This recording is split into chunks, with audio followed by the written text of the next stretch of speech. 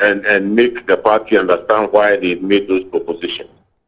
Okay, very finally, yesterday at the end of the meeting, we had some concerns also that the proposal for the expansion of the Electoral College may favor one candidate or the other if it is adopted now. Has this concern come before you? I'm not in a position to debate the proposals. None of the proposals have been debated. All the proposals, as we have them, 38 of them, are going to be sent back to National Council.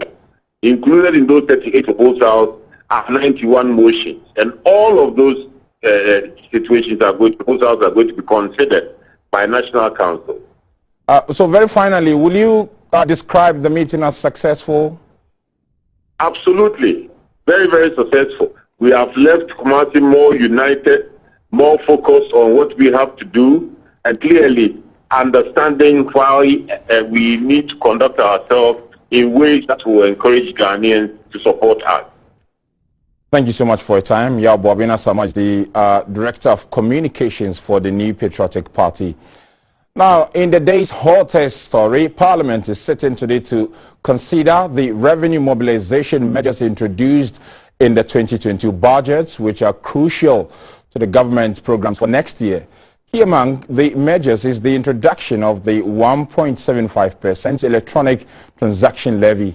The House on Friday, December 17, 2021, passed the appropriations bill after the budget estimates for various ministries, departments and agencies were approved. The House could, however, not conclude on the levy, which is currently before its Finance Committee. The minority and majority are sharply divided over the levy and its implications for financial inclusion and the cashlight agenda. The bill was laid on Friday, December 17, 2021, and was subsequently referred to the Finance Committee of Parliament, as I indicated.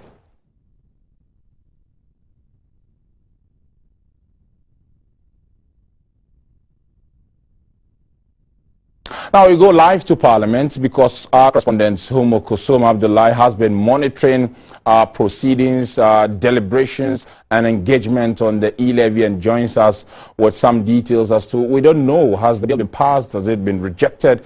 Humo will be telling us what she has gathered so far. Humo, if you can hear me, tell us what you have gathered so far.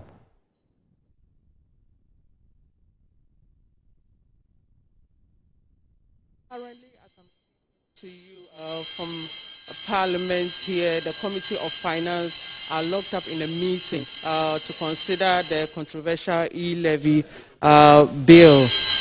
If you remember clearly, on Friday, the House approved the appropriation bill to give government the opportunity to spend the funds at the various ministries and agencies. But unfortunately, it couldn't conclude work on the e-levy, because this particular levy, the minority is insisting that it's just going to worsen the plight of Ghanaians, but the majority also are saying that this levy is important and it's critical for them to raise the needed funds for infrastructure development. So as I'm speaking to you, the Committee of Finance are locked up in a meeting because the minority are saying that they are just saying no to the levy, and they are going to ensure that even when it is raised under the certificate of urgency, they will ensure that voting of the levy is done clause by clause. Later in the day, the committee will be expected to present a report to the House, and then the House will now have to consider the report and then decide. If the minority still insists they do not want the levy, then unfortunately it will have to go under voting. And you already know the numbers of both sides. We have 138 and we have 137 on the minority side. If the Speaker, Mr. Bagwen, is sitting on the chair himself, then the majority may be likely to get the numbers needed for the passage of the bill. But if he's not around, then we'll just go back to 137, and it might take a whole day or probably even till tomorrow. But what we know is that determination on the e-levy for 1.75 on electronic transactions above the threshold of 100 Ghana cedis will have to be made today or tomorrow, because the House is expecting to rise either today or tomorrow, depending on how work is concluded on the particular levy, Sani. Analysis there from our parliamentary correspondent, Homo Kusum Abdullah. She is still monitoring proceedings as she indicates the Finance Committee of the House is sitting on the matter. Homo, I got the impression that it's likely not going to end as far as the meeting is concerned. And if that happens, it takes us to tomorrow. And if it doesn't happen for government tomorrow also, it means Parliament is going to rise without approving the e-levy.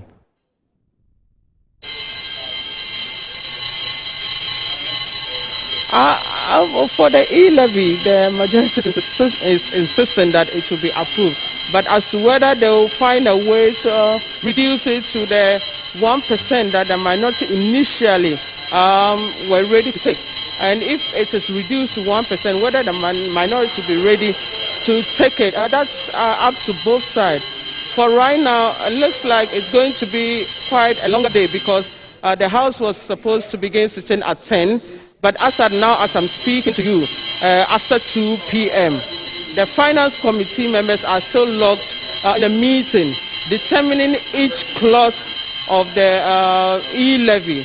So it might take quite a period of time. But what we know is that by the close of today or tomorrow, a determination will have to definitely be made on this particular bill. If it doesn't go to that extent, it means they will have to come to the plenary for voting.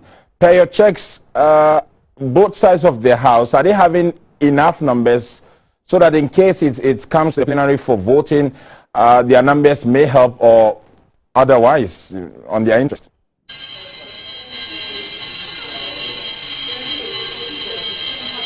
Okay, if I can take you back a little bit, on Friday, this particular bill was being raised under the certificate of urgency at the plenary, but the minority insisted that their members or their constituents wanted this to be debated in the full glare of all Ghanaians.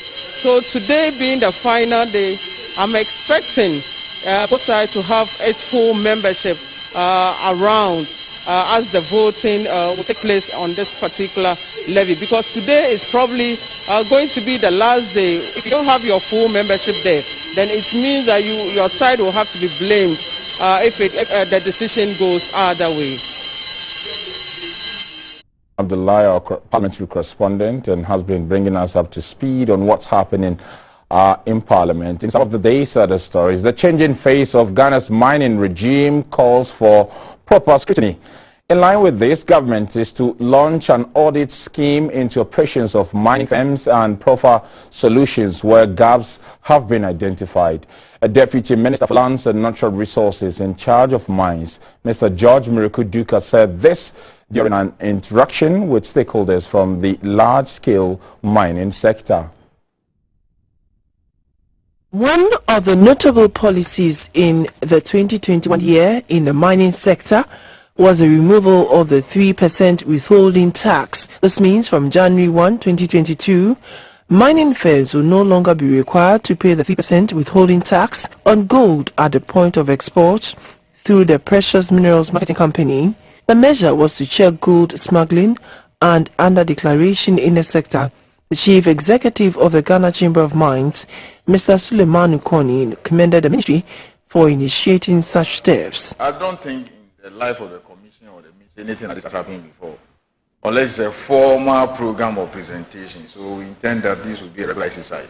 On auditing of the mining sector, Mr. George Mekuduka said the process will be systematic and periodically will evaluate how the various mining companies in Ghana are complying with the environmental regulatory requirements and commitments. The minister has asked me to mention something that we will all think around it going forward, and we believe the ensuing year we can roll it out.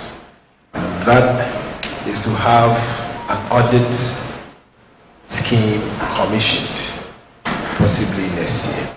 And the audit is to have a fair view as to when we can render our support to the respective companies. And where we need your support, we will also let you know.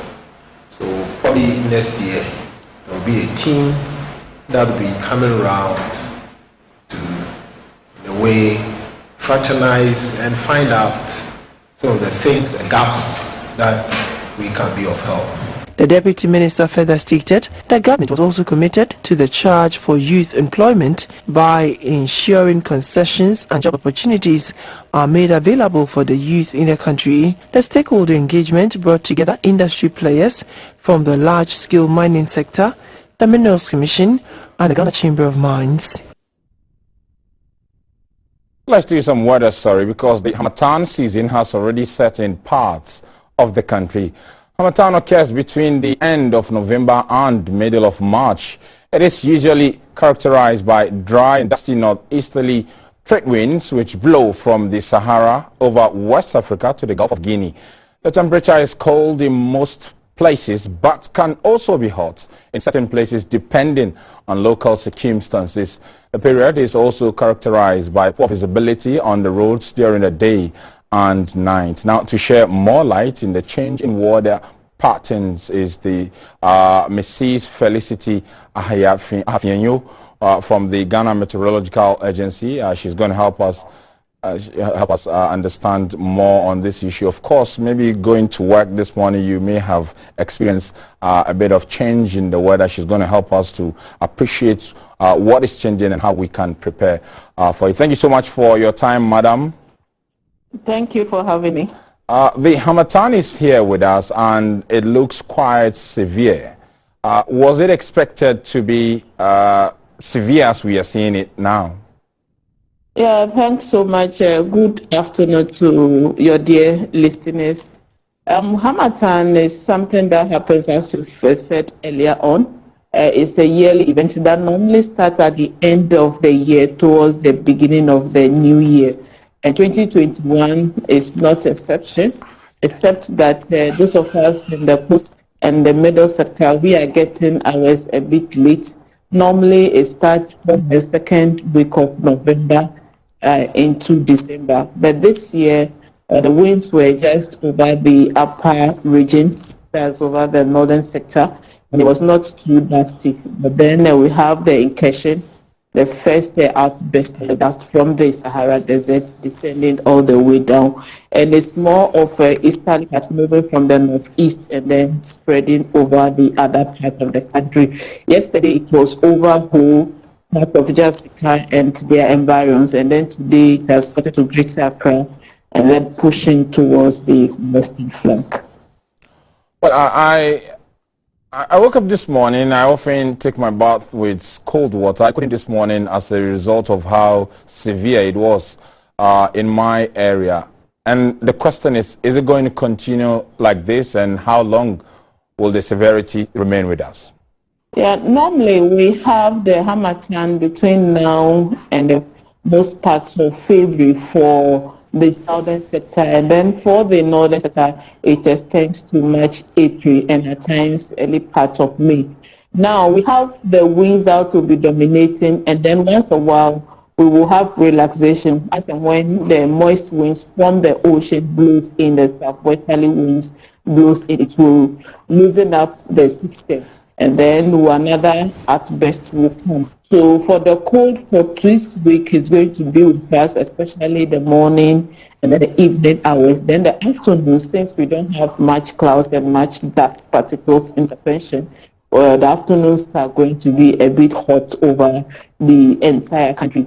And then the morning and the night will also be relatively cool or cold over some places. Is there any attendance effects from this weather, and how should we prepare ourselves to combat it?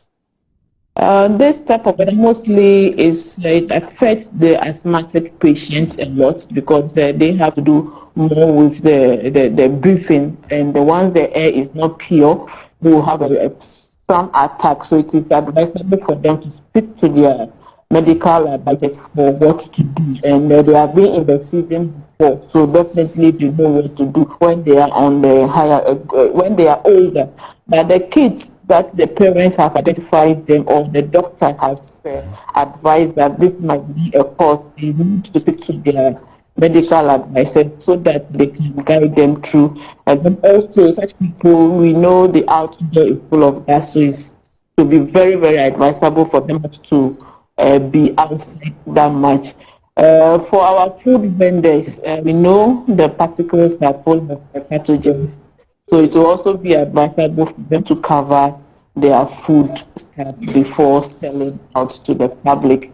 The environment, as the dry winds are with us, definitely the environment will be drying up. So any fire that we may not have the opportunity to attend may escalate and then result into damages. So it will be useful to be good for our farmers, our hunters, that may want to use fire to clear the farmland ready for 2022 rainy season, should do so with caution. Those that roast plantain by the roadside, to this the time that they should also be cautious. And then the gas filling stations too should also be cautious, because the environment is getting drier by the day. So definitely the tendency for fire outbreaks may be on the higher side, unlike during the any few words you have for motorists, because often we know this weather comes with some sort of poor visibility on the road, and it leads to a lot of accidents, especially in the early hours of the day. So if you have any advice for them? Yes, I do. You know, in the early hours of the day, we have a little moisture in the clouds to form cloud on the ground, which we call either mist or fog. And when it's foggy, it becomes very, very difficult to see. You can be in it, and your person that is near to you, about 100 meters, you may not be able to identify that's a person. So the motorists that may be flying the major road, Accra to Takrady, Accra, Cape Coast, Accra, Bantim, Accra, Kumasi, Koko, Sunyani, and those areas. So it is advisable when they are doing it at dawn, especially between 3 and 6 a.m. That is the exact time that we have these patches on the ground and make visibility very poor. So they have to get cautious. And then those that their vehicles normally develop faults and they have to park them. It will be good that they should be good citizens, park them well, but that they not get he or herself endangered by that. And then our police, to congrats to them, they have been doing very well. I think they should also intensify and be on the watch the speed, especially during these hours. Thank you so much for the education. Mrs. Felicity Ahafianyo is from the Meteo Department and has been more or less advising us on how to live in this weather without any casualty. Now, the Health Facilities Regulatory Agency, HEFRA, has served notice that it will close down all unregistered health facilities in the Ashanti region by March next year. The purpose is to weed out quack medical officers and facilities to guarantee the safety of clients. Ashanti in Commodities as part of activities marking the 10th anniversary of the agency. Institutions and Facilities Act 2011, Act 829, which established the Health Facilities Regulatory Agency, HEFRA, empowers it to shut down any health facility which does not meet the standards established by the law. Per the law, a person shall not operate a health facility unless it is licensed under the Act. Since its inception about 10 years ago, HEFRA has created the needed awareness on patients' rights at health facilities, thereby making health workers more responsible in handling patients. The agency has credible and reliable data of all health facilities in the country, which international donors and the Ministry of Health can rely on to undertake major projects as part of activities marking the 10th anniversary celebrations of the agency. The Ashanti Regional Director of HEFRA, Mr. Rashid Seidu Inusa, said the agency would from the beginning of next year clamp down on all quack health facilities in the country. The business of Health Facilities Regulatory Agency is not to close down people's businesses, but rather to enforce standards so that when Ghanaians are going to facilities, health facilities for healthcare, they are assured that they are going there to get the best or quality care and come back home. Rashid Inusa also noted that the existence of HIFRA has compelled medical practitioners to live up to the professional standards. As the holidays draw nearer, the National Road Safety Authority and the Ghana Police Service are imploring all road users to make safety and security a priority. Discussing road safety towards an accident-free season on Talking Point, the Director of Planning and Programs at the National Road Safety Authority, Mr. David Osafo-Adontin, said every Ghanaian must be a road safety advocate this season. Respecting road users as number one, to be themselves road safety advocates and to demonstrate commitment to responsibility and discipline. Who fear to travel because of the history of Ghana when it comes to this yellow tape. I think we are giving hope to people that this time around we are ready. We have populated the entire road safety space to make sure that we will not see what the situation what used to be in the past. People should be confident, but that is only when they comply with the rules and regulations within the road space. We want to take advantage of this opportunity under the Stay Alive campaign, that it is not any devil from anywhere. It is the individual, it is yourself. Go and see what is happening on the Accra-Kumasi Highway, on the Cape Coast Highway, on the Aflao Highway. People are driving as if they are flying aircrafts. They are overtaking without due care to approaching vehicles. In fact, a typical driver would want to overtake 10 vehicles ahead of him at the same time. All these things. Then, if you believe in the fact that it is the devil, then you are doing the work for the devil. Those kinds of things that maybe you could recommend that we embed in our traveling schedule to make it more relaxed and less tense, Superintendent. What do you? Yes, I think that this also is driven by data in terms of such behaviors.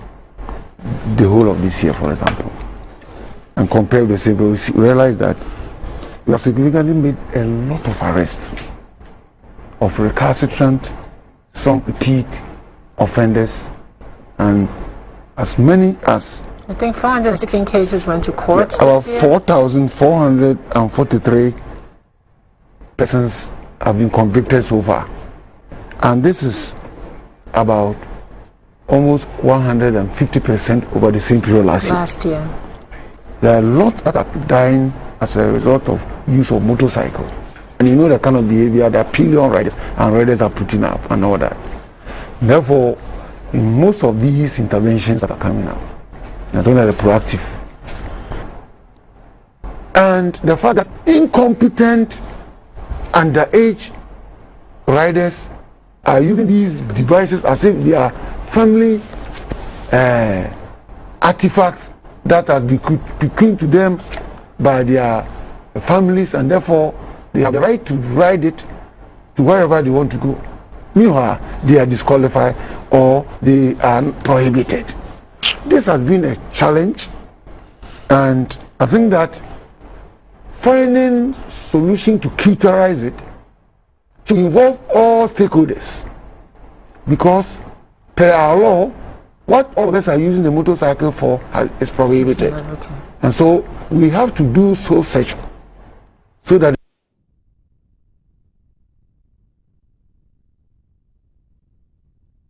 now our Upper East Regional Correspondent Samuel Ayama joins us live to talk to us on corruption, where the Participatory Action for Rural Development Alternatives has held a regional multi-stakeholder discussion meeting on its anti-corruption and procurement practices in education and the health sector in Bolgatanga.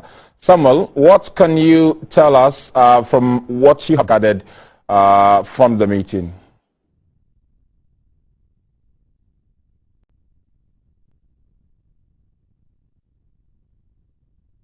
All right, Sani, thank you very much for having us this afternoon here in Bolgatanga.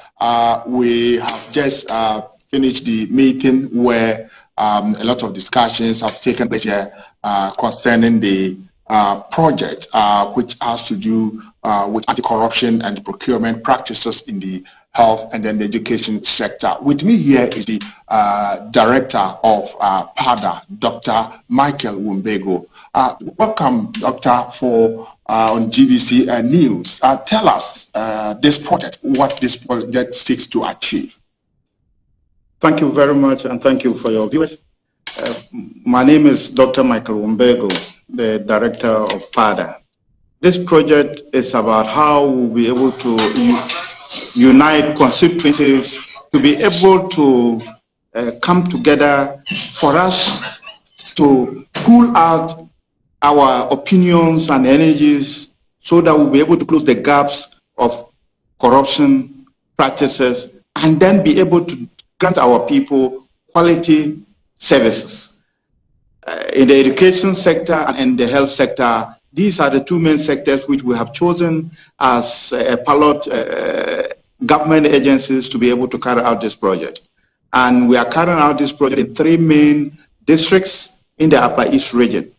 As I indicated, the objective or the reason why we have chosen the Ghana Health Service and then that of Ghana Education Service is because these services are the huge areas where service delivery are more pronounced. And we want to make sure that we are able to pool our energies together so that the various constituencies that we represent, that is the Ghana Health Service and that of the Education Service, will be able to grant them quality services in the various sectors. How are we going to do that? We are looking at corruption not necessarily in the area of malpractices, embezzlement, and what have you.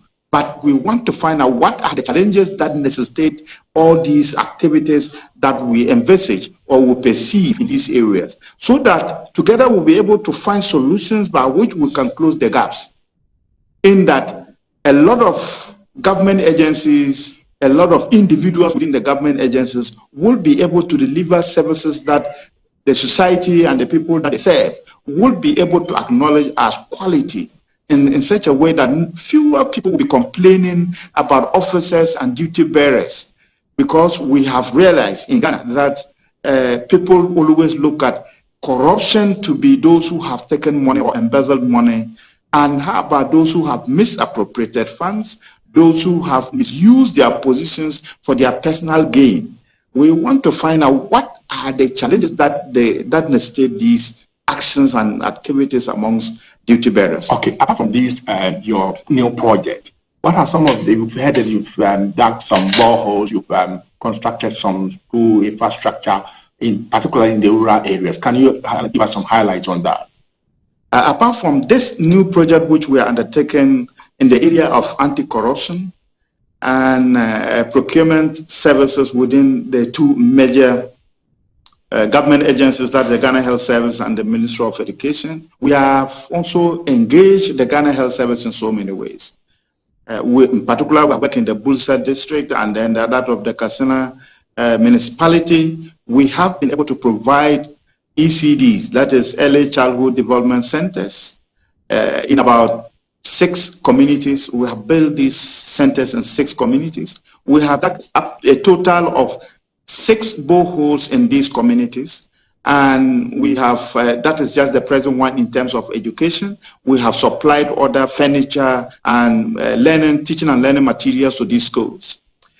These apart, we have also built maternity units for 2 communities in 1 district, in Talense district, for example, in Gorogo and Namolgo, for example. We have also granted them delivery beds and rural ambulance services we have delivered. We have also supplied them with other medical supplies, including sterile gloves, including the medicines, and we have also engaged in COVID prevention practices. We have given them a lot of hand sanitizers, a lot of infrared thermometers, and we have also given them the hand washing machines, the electronic ones, so that they'll be able to enhance their COVID prevention processes. These apart, we have also educated the people on their rights educated the people on how to be able to advocate for their needs and lobby the duty bearers so that they can be able to deliver what is expected of them to meet the needs of the general people that are within their various constituencies. Thank you very much, Doc. You've just heard the director of PADA, that is the Participatory Action for Rural Development Alternatives. Dr. Interview. For GBC News, Samuel Ayama. That's my colleague from the Upper East Region, Samuel Ayama. We'll go for a break. When we return, we'll be telling you all that has been happening in the world of business.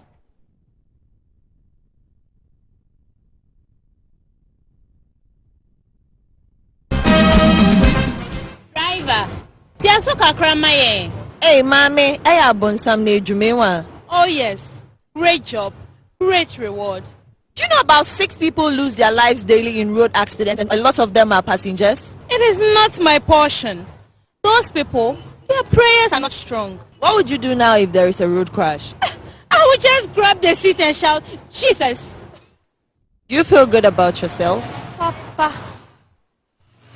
Well, she said the Papa driver. Tiaso. Mommy, are you sure you're not the devil? Make you not do Abonsa Mejuma. Stay alive. This Stay Alive campaign is brought to you by the National Road Safety Authority. Go away from me. Oh, get off the phone. Can't you see? Hello, ma'am. So you've applied for the devil's work? Oh, yes. It's such an easy job, you know. I have passion for it. Tell us more. I have a tight schedule. So to save time, I try to answer my calls and messages while driving. Is it not risky? But sir, listen. 120 kilometers per hour on a 50 kilometers per hour road, I do. And a small talking on the phone take a while driving. You say it is risky. It is not. But you and your kids are not strapped in. I know. And these children, they are tough. Don't mind the body. So how do you feel about yourself? I feel proud. I love my job. Are you sure you are not the devil? Make you not do Abonsa Mejuma. Stay alive. This Stay Alive campaign is brought to you by the National Road Safety Authority.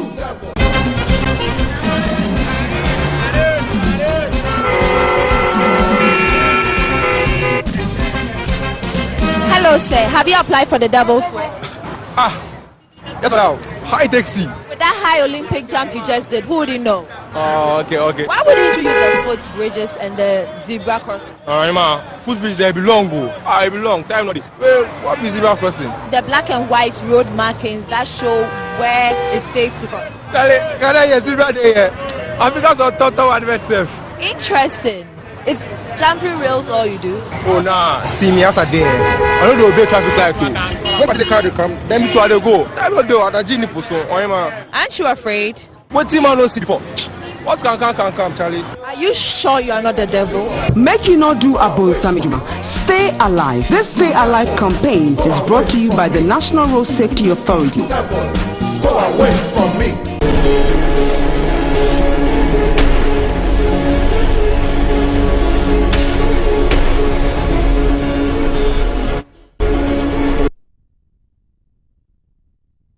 Good afternoon. We do business now. My name is Morris Ogbete. Now, the Green Climate Fund has approved over $400,000 for Ghanaian-based Hatoff Foundation. The amount is in support of the NGO's readiness proposal for capacity building and knowledge management on climate change for civil society organizations in Ghana towards the implementation of the nationally determined contributions. The approval marks the first readiness targeting support to CSOs in Ghana and makes Hatoff Foundation the first NGO in Africa to have a readiness proposal approval by the fund. I've been joined by the founder of the foundation, Mr. Samuel Doche, to have a conversation on this particular development. Good afternoon to you, Samuel. Yeah, good afternoon, and Morris. Congratulations as well. Thank you very much. Right, so this particular approval, what does it mean to climate change funding? Especially to Africa, especially because we've been complaining that the funding doesn't come. Thank you very much. Let me first of all thank God for making it possible for Hatoff Foundation and the team to achieve this unprecedented success. I think what it represents to Hatto Foundation is that it improves the civil society government partnership or relationship in areas of international resource mobilization, because the Ministry of Finance is the sole ministry responsible for readiness. So for the Ministry of Finance, the NDA and the Ghana ministry to allow Hatto Foundation to apply to put in this proposal, I mean, that speaks volumes of the strong collaboration between Hatto Foundation and the government. So what are you going to be using this money for? $400,000. Yeah, this money is going to be used for, just as you look at the title, it's going to be used for, one, we are going to assess the capacity of selected NGO or CSO networks. Then secondly, we are going to use that to do an assessment of the gaps that we have identified, we are going to identify in their governance structure, in their institutional strengthening.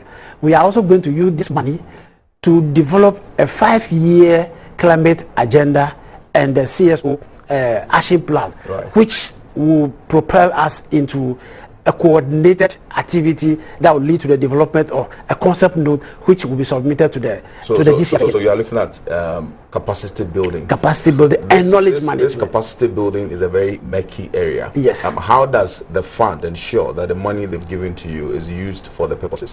Thank you very much. I think the reason for which we became the first NGO in Africa to be given this opportunity is the fact that we put in an innovative project proposal. Why do I say innovative? Because one, we over the years, when you talk about capacity building, it's the normal 1 day, 2 day, you just gather people and tell them stuff. But for now, we are going to take them to 3 levels: the basic level, the intermediate level, and then the professional level. What do we mean by all this level? The basic level would give an overview of the multilateral process. Then when we get to the intermediate level, we are now going to assess their capacity as to how they can develop fundable, viable project proposal. Then at the advanced level, they are going to be taking through steps and the skills necessary for developing a project proposal. So apart from Hatto, is there any organization in Ghana that is in the process or has received this funding? I know EcoBank and some other financial institution was working to get some funding from the fund. You have any update? Yes, Hatto Foundation is the 5th organization in Ghana that has received the readiness support. Energy Commission, Ministry of Finance itself, then which other organization? I think Water Resources Commission. They have also received funding. I know the process is a very tedious, very rigorous one. How did you go through it? Thank you very much. I think if you have a dedicated and a committed and talented team, you are sure that you, at the end of the day, you will be laughing all the way. Because my team, you know, they are all ladies. Very, very committed, very technically competent. I mean, you know the difference between Ghana and South Korea. Sometimes they have to sleep in the office. So henceforth, are we to stop saying that the funding is no longer coming for Africa, even though we don't contribute much to climate change? Should we stop saying that because now the funding is coming in? It's yes or no, because one, if you don't have the technical capacity to access the funds, then what it means is that you cannot get it. But if you have the needed technical capacity to access the funds, then of course you have the access to the funds. Finally, your take on the conclusion of the COP26. A face-off became a face-down. What's your opinion on the result of that particular conference? Thank you very much. I think every sovereign state going to the COP always have a national interest. So those countries that push the face down instead of the face out, they are only looking at their national interest. That when we face out, then what it means is that our economy, their economy, especially job creation and the rest, will become very affected. So as a result of that, Africa, we should be looking at ourselves. Yes, I mean, not the global interest. If we are going to the COP, the first thing that we have to do is what is Ghana's interest that we are going to the COP. It is not what is Africa's interest, but what is our interest. What do we want to achieve as a country? All right, thank you very much. Mr. Samuel is the founder of Hatto. They have received some $400,000 to help realize our nationally determined contributions when it comes to climate change. And the Bank of Ghana says cash transactions will still dominate the retail payment space despite the availability of various digital financial products and services in the country. The governor of the central bank, Dr. Ernest Addison, attributed the situation to the complexity of the nature of some financial products and services. We have barely touched the surface of financial services digitization because most people still do not have access to such services. Cash transactions still dominate the retail payment space, despite the availability of various digital financial products and services. The increasing use of smartphones is leading to complex digital financial products and services, with the likelihood of exclusion for ordinary people. And the challenge is how to carry along every eligible person and business into the fold of financial digitization without stagnating innovation. The industry is rapidly expanding, and banks will have to innovate to keep abreast and remain relevant in the digital space.